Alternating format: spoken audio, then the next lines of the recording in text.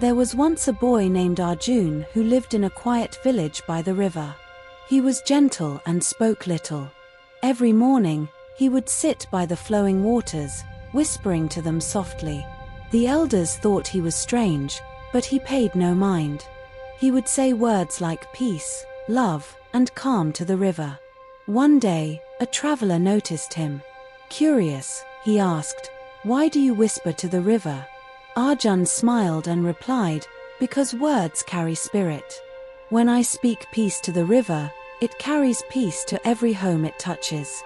When I say love, it spreads love to the fields and crops. When I say calm, it cools the air under this hot sun." The traveler laughed. "Words are just sounds, boy." Arjun simply nodded. He dipped his hands into the river and pulled out water into a clay cup. "Drink," he said. The traveler drank it. It was cool, sweet, and refreshing. Later that evening, he drank again from another part of the river near the village, but this time it tasted muddy and bitter. He returned to Arjun and asked, "Why does the water taste different here?" Arjun answered quietly, "Because here, people curse the river when it floods. They shout at it in anger. Words change water, just like words change us. The river listens, just as your heart listens." That night, the traveler could not sleep. His entire life, he had spoken harshly to himself and others.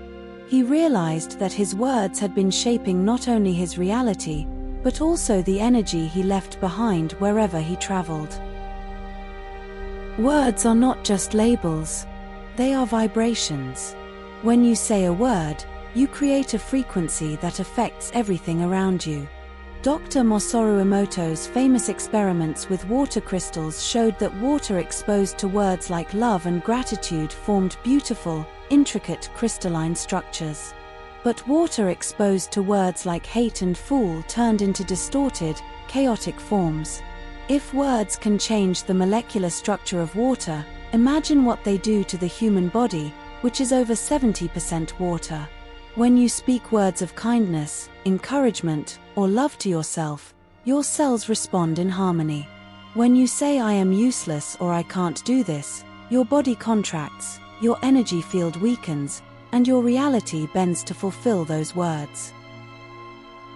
Think about the words you speak daily. "I can't handle this." "I hate my life." "Nothing ever works out for me."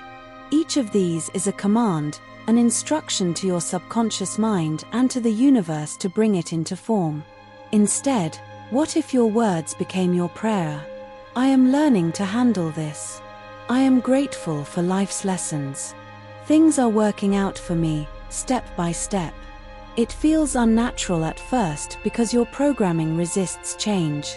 But the universe does not respond to your emotions alone, it responds to the vibrations you emit. Words are a direct amplifier of those vibrations. The traveler stayed with Arjun for a few days. Each dawn, he sat beside the boy, whispering words of love to the river.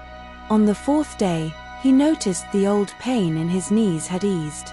He felt lighter when he walked, calmer when he spoke, and even the air around him felt clearer. Before leaving, he asked Arjun, "How did you learn this?" Arjun smiled, "My mother always told me, the world is nothing but your words echoing back to you. So I choose to send out what I wish to see." As the traveler rode away, he began to whisper blessings to the trees, to the dust rising from the road, to the clouds gathering above. And though he was still just a man walking the earth, for the first time, he felt like he was part of something greater, a creator of reality, not merely a victim of it. Remember this, your words are spells. That is why we call it spelling. Each time you speak, you cast a vibration into the universe.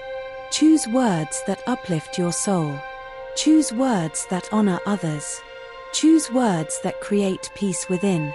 Because as your words shape your mind, they shape your reality.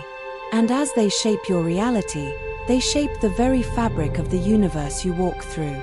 Speak as if the universe is listening. Because it is.